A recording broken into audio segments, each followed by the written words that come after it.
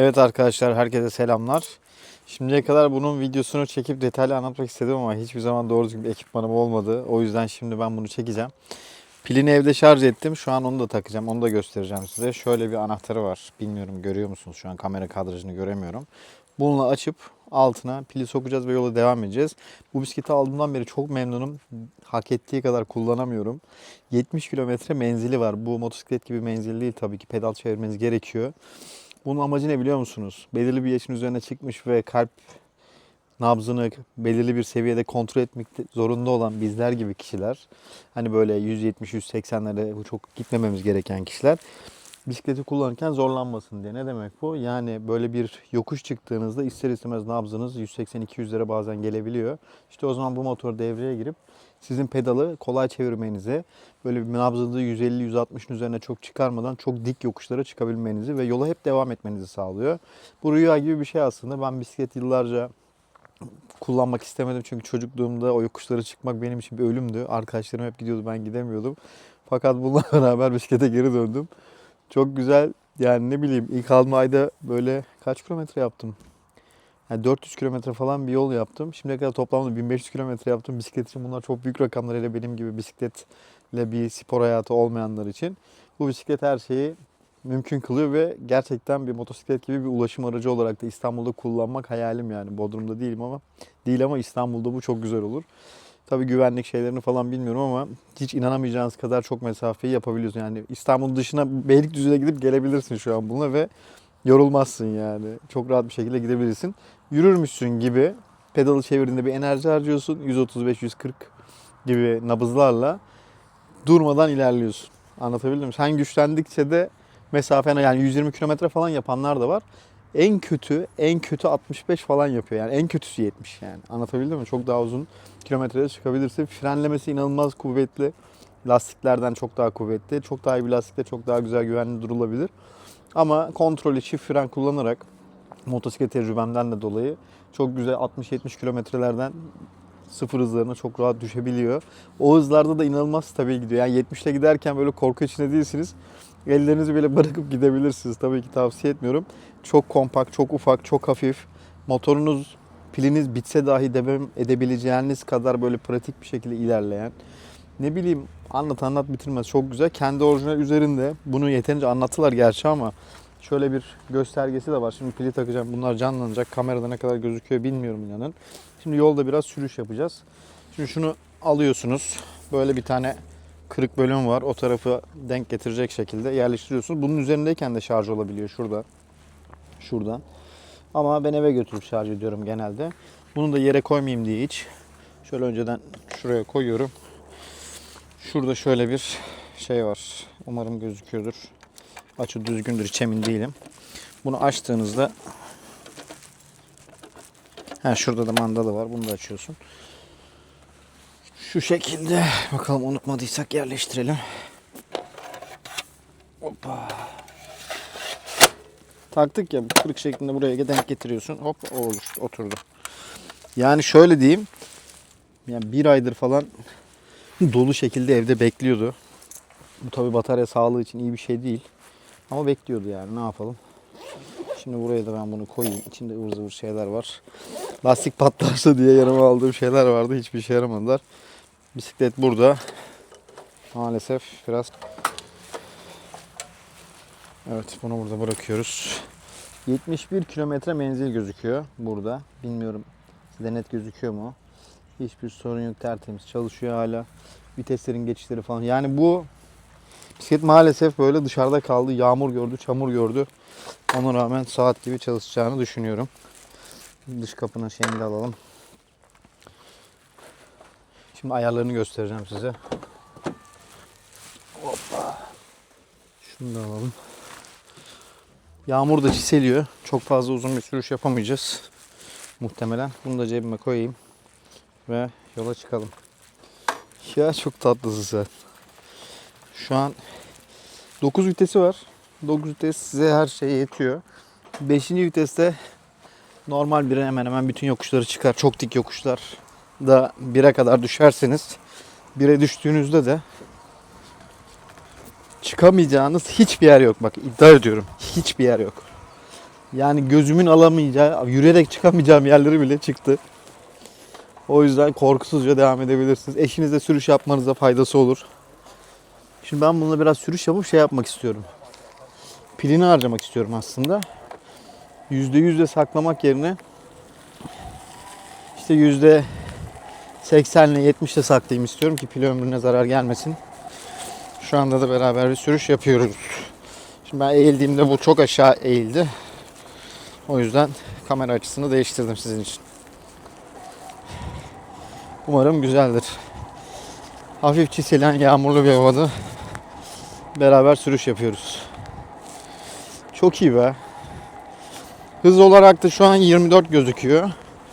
Saatimden de ben bunu takip ediyorum genelde. O birazdan önerir bisiklet mi sürüyorsun diye. Şu an 6. vitesteyim. Hiç zorlanmıyorum. Öyle bisiklet kondisyonu olan biri değilim. Zaten yokuş aşağı burası. Bisiklet sürüşü biraz da anladığım kadarıyla teknik işi. Yani doğru şekilde pedala basıp doğru şekilde oturursa performansın inanılmaz artıyor. Bu da çok güzel yani.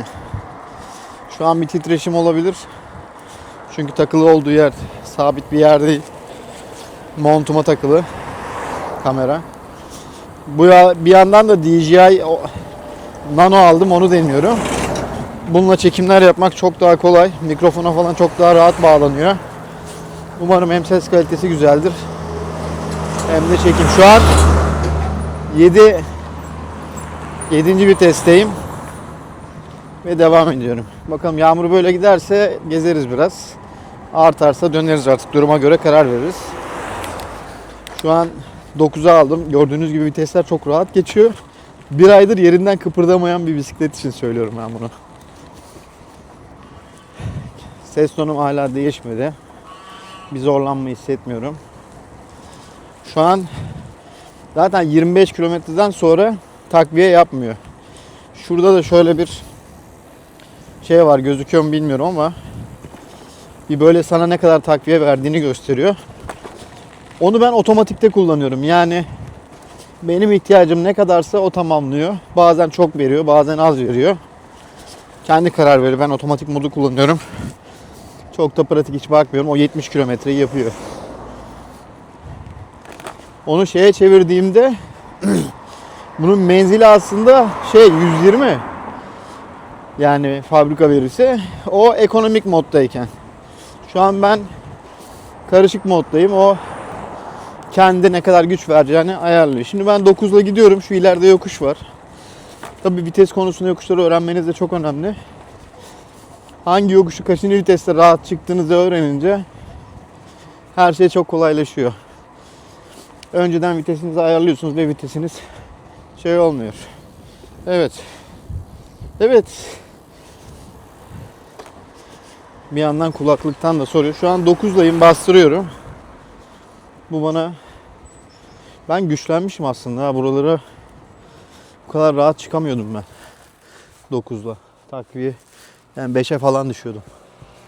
Evet, sizin gücünüze göre de bisiklet hitap ediyor. Yani bulunduğunuz dik yokuşa göre, duruma göre o gücünü ayarlıyor. Sizin pedala ne kadar bastığınızı, kadansınızı vesaire hesaplayıp size en doğru gücü ayarlıyor. Yani bisikleti optimumda kullanıyor. Bir yokuşu gördüğü zaman otomatik olarak hareket ediyor. Şu an 27 ile gidiyorum. Gayet güzel. Nabzım neymiş? Nabzım göremedim. 105. 4 dakika olmuş. Nabzım 105. Yani bir süre sonra 135'lere falan çıkıyor. Öyle devam ediyorsunuz işte. Onu da kendiniz ayarlayabilirsiniz.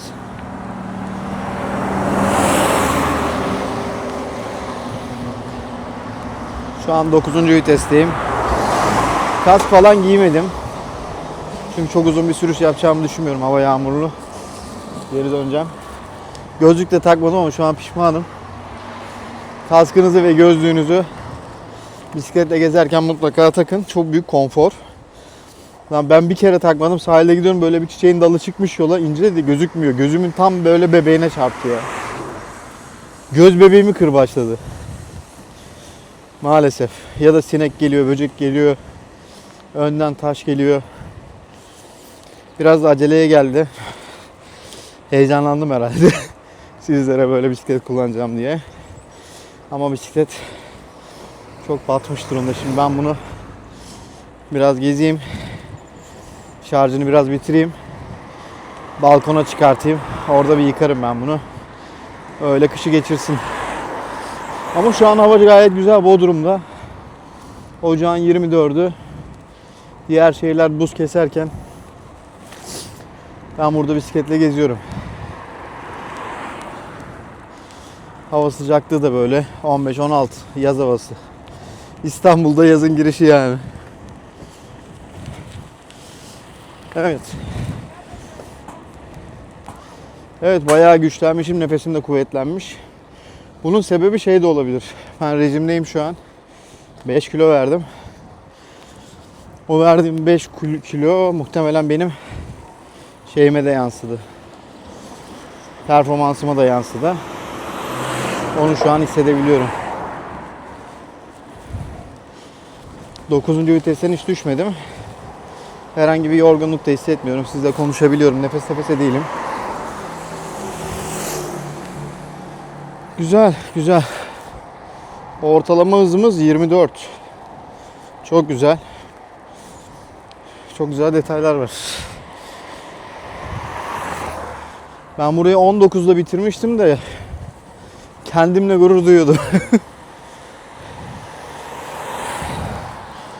Demek kilo bu sporda çok önemli. Zaten dinlenirken kalp atış hızım da bayağı bir düştü. 77'deydi, şu an 55. Gayet dengeli, güzel bir noktaya gelmiş. 30 gündür sabrediyorum. Ve sağlıklı beslenmeye çalışıyorum. Besleniyorum da her gün salatayı falan yapıyorum, etimi yapıyorum. Bakın böyle bir 2-3 ay geçirebilirsem hedeflediğim kilolara gelirim. Ve bunu hiç spor yapmadan yaptım yani. Spor bu işin tuzu biberi eğlencesi bence. Evet, şimdi biraz yorgunluk hissettim. 8'e 7'ye aldım. Burada maksat zinciri biraz çalışsın. Bozulmasın. Kurumasın. Üzerindeki pasını atsın. Kesinlikle çok keyifli yani. Kesinlikle bir ulaşım aracı bu ya. Bisiklet falan değil yani. Şöyle beni bıraksınlar, Milas'a kadar giderim. Giderim ya, İstanbul'a kadar da giderim. Sadece bana dolu bir batarya versinler. Şurada mesela 152 nabzım. Ben bunu çok rahat düşürürüm. Şöyle de gidebilirim. Ben kendim kasıyorum. Öyle insan kullanırken kendi kendine gaza geliyor nedense. Böyle sakin sakin çevire çevire gidebiliyorsun. Bakın hiç şu an kasmıyorum. Sadece pedalın üzerine ayağımı koyuyorum. Böyle düz yollarda akıyor kendi kendine. Bu da nabzınızı direkt indirecektir aşağı. Yani 120 nabızla bile çok uzun seyahatler yapabilirsiniz. Menzili tamamen sizin verdiğiniz güce bağlı dediğim gibi. Şu an yağmurda çıktım ve muhtemelen sırtım komple şeydir. Çamurdur. Yapacak bir şey yok, sileriz. Konuşacak bir şeyler her zaman bulmam güzel. Bu 152 de ben konuştuğum için de biraz vardır yani. 140 falandır normalde buralarda. Çok tatlı. Ya şu mesafeler var ya, o kadar kolay ki bu bisikletle. Ben buradaki turlarımdan birini anlatayım. Bodrum'u bilenler için. Gümüşlük'ten bu evden çıkıyorum. Bütün Turgut Reis sonuna kadar gidiyorum. Oradan Akyarlar'a dönüyorum. Oradan tekrar ana yola geliyorum. Ana yoldan aşağı doğru kaptırıyorum. O Gümüşlük yoluna sağa dönüp eve geliyorum. 40 kilometre bu tur. Şarja takıyorum. Biraz vakit geçiriyorum. Akşam bir daha çıkıyorum. Ya bunu 2 kere falan yaptım. İkinci turda yine Gümüşlük'ten çıkıyorum. Merkeze geliyorum. Bodrum merkeze. Orada bir çarşıda falan geziyorum. Bir çay içiyorum. Tekrar binip Gümüşlü'ye geliyorum. Bu da 40 kilometre. Yani bir günde 40-80 kilometrelik yol kat ettim. Bunlara da 2'şer saat mi ne ayırdım yani. Ya 2 ya 2,5'ar saat ayırdım. Ciddi bir yol yaptım. Yani Bodrum'da gidecek yeni yerler olmadığı için sıkıldığımdan gezmiyorum. Yoksa ilk aldığımda çok gezdim. Bitecek gibi, bıkılacak gibi değil yani. Şu an benim arabamın arkasına takma aparatları aldım ama benim arabama uygun takma aparatı yokmuş. Sadece servisten özel çatı kiti alıyorsun. Arabanın tavanına yerleştiriyorsun. Onu da almadığım için, almam da kolay kolay, çok ciddi bir maliyeti var. Onu alıp koyup onunla nereye gidersen git altında bununla her işini görürsün. Ulaşım derdin yok denecek kadar az. Harika bir sistem ya. Şimdi bu noktada ben mikrofon ıslanıyor diye düşünüyorum. Mikrofonu kapatıyorum. Sonra devam edeceğiz.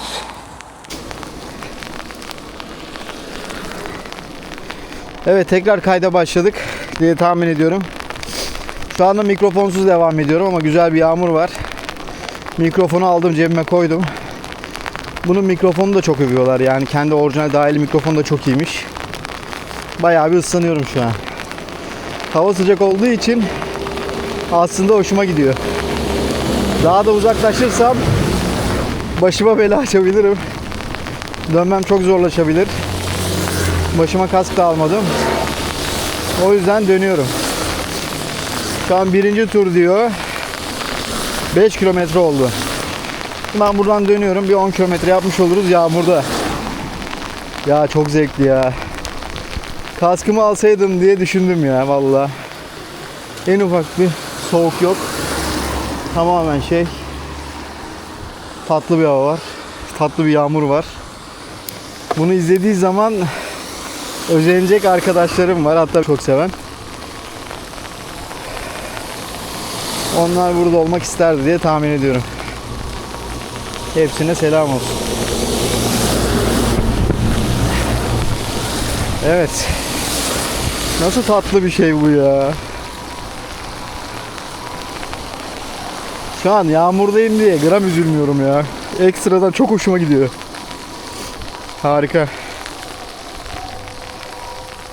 Hiçbir zorlanma yok. 25 kilometrede beni tutuyor zaten. Şöyle tutuyor. Ben daha az güç verirsem o ekliyor.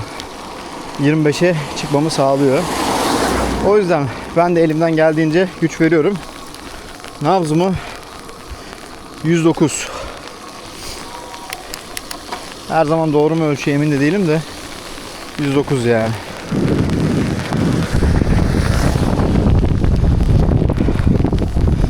Şöyle kilometrelerce gidebilirim yani. Elimi tutmadan. Ya şu aksiyon kameralarda kitleme olsa ya, şeydeki gibi, gimbal'lardaki gibi. Ben dik de yapsam, yanda dönsem, o karşıyı gösterse. Şimdi bir dikeldim. Evet, biraz yorgunluk belirtileri hissettim. O yüzden konforlu sürüşümüze devam etmek için sadece kardiyo amacıyla bisiklet sürüyoruz. Mükemmel bir çekim oldu ya. Bana da çok güzel bir anı olacak. Çok mutluyum o yüzden. Size de bunu izlemek nasip oldu. Tek başıma da gezebilirdim yani. Bunu da es geçmeyin. Bir beğeni, bir yorum, bir takip. Ya kanalda benim çok karışık şeyler var tabii. Takip etmeyin de anlıyorum da. Takip edip yorum yaparsanız ben heyecanlanıyorum. Hani böyle bir şeyler daha çekeyim diye. Şimdi bisiklet. Bunu nasıl aldım? İkinci el aldım ya. Sıfırına baktım. 90.000 liraydı. O zaman 3.000 dolara denk geliyordu. Ve Amerika'daki fiyatı da 3.000 dolardı. Sıfırda alabilirdim. Araştırdım ettim. İstanbul'da birinde buldum. Yasin sağ olsun İstanbul'daydı, söyledim. Arabasına koyup getirdi. Sıfırı 90.000 iken bu 300 kilometrede miydi? 50-60 Pardon ya, 50-60 kilometredeydi. Bunu 60 bin liraya aldım. Garanti belgesi bilmem nesi, her şey var. Gittim Yamaha'da kaydını da yaptırdım. Bakımlarını da gerekirse yaptırdım. Hatta amortisörünü garantiden değiştirdim. Sipariş verdiler, geldi. Değiştirdik. Gayet güzel. Frenler, mirenler. Hiç fren sıkamadık ya. Hani fren sıkı biraz pası gitsin istiyordum da. Burası düz yol. Olsun. Sonra şey yaparız. Evet, pilimiz bir diş azalmış. Şimdi biz toplamda ne yaptık? Neredeyse 7 kilometre yol yaptık. Ama 67 bir kilometre daha menzil gösteriyor. Bu ne demek? Ne demek? Bence şu an ideal sıcaklıklarda bisikleti kullanıyorum demek. O yüzden menzil kolay kolay düşmüyor. 66 kilometre oldu. Bitmez. Şimdi ben bunun normaline bakayım. Eko. Ha. Bakın. Şu an Eko'da 146 kilometre menzil var. Demek ki bunun normalde 170. Bunu şimdi Eko'ya alıp vitesi küçültüp yine çok rahat ilerleyebilirim aslında. Ama ben otomatik seviyorum. Şimdi arttırıyorum. Neymiş? Eko. Şurada bir bant vardı, çıkarmadım da. Deep diyor. Eko diyor 98. Standart 71. Height 62. Basılı tutuyorum. Otomatik 66. Acayip ya. Şakır şakır vitesler var ya. Ve kendim ayarladım yani. Bisikletçi ayarı da değil. Şimdiye kadar bir kere lastiğim patladı. Onda da Yasin servisi çağırdım. Geldi beni bisikletçiye götürdü. Bir tane iş lastik aldık. Şamrelliymiş bu. Şu an daha büyük viteste gidiyorum mesela. Otomatik olduğu için. Ama aslında Eko harcıyor şu an. Bu otomatikte de orada hangi gücü kullandığı yazıyor. 27 ile gidiyorum. 7,5 kilometre oldu. Nerede? 18 dakika oldu. Aktif kalori 120. Eğlenceli güle oynaya 120 kalori verdik. Çok başarılı ya. Kilo vermek isteyen, işte ne bileyim kalbini güçlendirmek isteyen. Şurada bakın bir yokuş var. Akıllara zarar, oraya çok rahat çıkıyorum. Yani çok rahat derken alıyorum 1'e 2'ye. Çıkıyorum, o yokuşların çıkışının inişi çok güzel. Bisiklette zevk şuymuş aslında benim anladığım. Yokuşu çıkmak, sonra inmek. Yokuşu zor bela çıkıyorsun, iniş de onun hediyesi oluyor gibi. Buradan ben Yalıkavak'a giderken çok böyle acayip iniş çıkışlar var. Çıkışları tabi motorun takviyesiyle zor bela çıkıyoruz. O da zorluyor bu arada. Yani yine nabzınız 170-180 lira oluyor da imkansız olmuyor. Çıkılıyor yani bir şekilde. Motosiklet gibi düşünmeyin. Tekrar söylüyorum. Ondan sonra çıkıyorum, o yokuşlardan bir iniş var. 65-70 km hızlarda bir adrenalin var. Bir virajlar, bir bilmem neler. Acayip. Kesinlikle bunu 40 yaş üstüne gelmiş her erkek yaşamalı yani. Yani motosiklet de çok zevkli. Ama buna daha halkın içindesin. Şimdi arabadan motora geçtiğin zaman böyle bir şey hissediyorsun. Samimiyet hissediyorsun. Yani hayatın daha içinde oluyorsun. Rüzgarı kokluyorsun falan filan, ne bileyim. Kafamın arkasına kadar çamur olmuş. Ondan sonra doğayla iç içeyim, kokuları alıyorum falan diyorsun. Bak, bisiklet çarpı 10. Çarpı 10 ama işte vakit ayırmak lazım bisiklete. Yani herkesin yapacağı iş değil. Biraz çocuk gibi vaktin olması lazım. O da zor. Bir de buna çevre bulamıyorsun. Motosiklette tura mura çıkıyorsun. Eşin, dostun, akraban seninle beraber geliyor. Bisiklette öyle bir şey vardır da hepsi çok profesyonel kafada. Yani bizim gibi amatör değil. Kardeşim Kaçkarlara gidecek halimiz yok işte. Şuradan 70 kilometre menzille ne yapabiliriz? 35 kilometre gezeriz. 35'te geliriz, tamam. Bu şekilde belki tur yapmak isteyenler falan olursa yazsın yorumlara, belki kafaları uyuşursa gezeriz. Ah. Hala nefesim çok iyi. Bakın. Çok ciddi bir yol kat ettik aslında. Tamam, hiç yokuş çıkmadık, size bir günde yokuş çıkarız. Buna 500 yarım 1000 beğeni gelirse, imkansız zaten, size bir de güzel dik yokuş testi yaparım. Böyle bu kamerayla böyle kaliteli çekerim. İzlersiniz. Belki hoşunuza gider. 21 dakika kayıt aldı vallahi, kamera da iyi.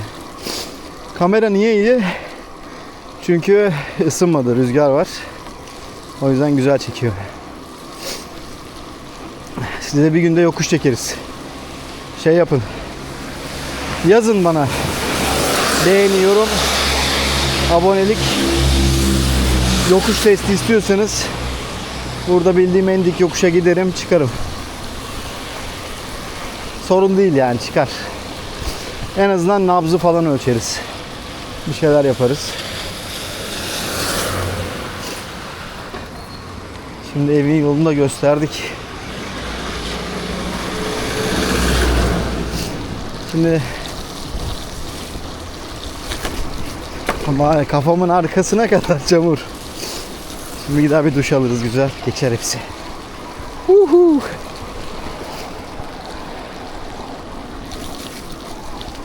Evet. Bu bisikletin de böyle bir anısı olsun. Değil mi? Sonra bana ağlamasın, niye çekmedin, niye etmedin. Ya Trazer 9 GT Plus aldım. Bir sene kullandım. Çok güzel bir inceleme çektim. Ben de yani almadan önce hep merak ettiğim şeylerdi. Hepsini de öğrendim. Ya kardeşim, yarısına ses kaydı almamış. O yüzden bir daha da uğraşamadım ya. Düşünsenize, bu mikrofon açık kalmış şimdi. Cebimde, ses de almıyor.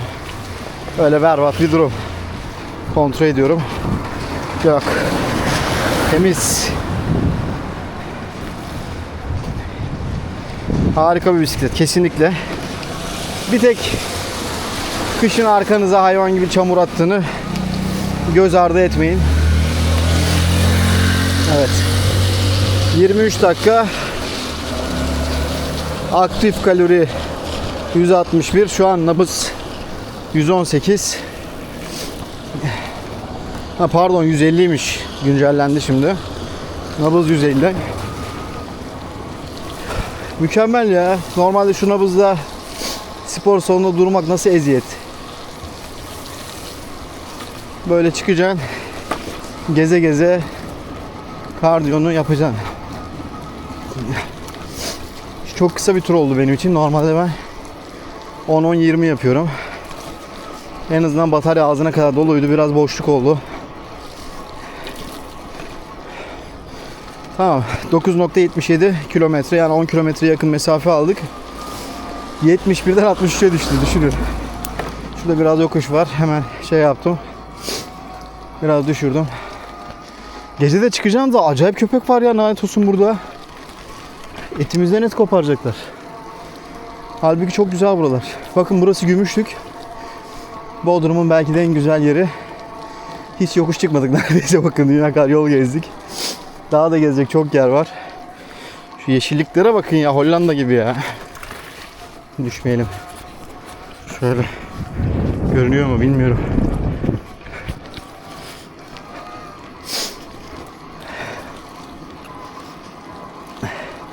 İkinci tur 23.5 kilometreymiş ortalama. 12 dakika 43 saniyede 5 kilometreyi tamamlamışız. Burası aslında bir yokuş. Yani takviyesiz gelen burada yorulur.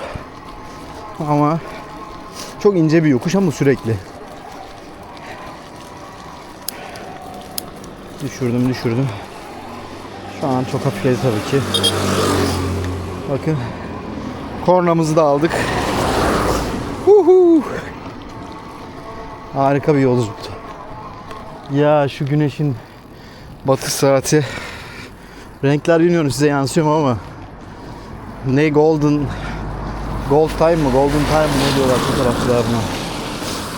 Hadi görüşürüz, Allah'a emanet olun. Umarım sevmişsiniz.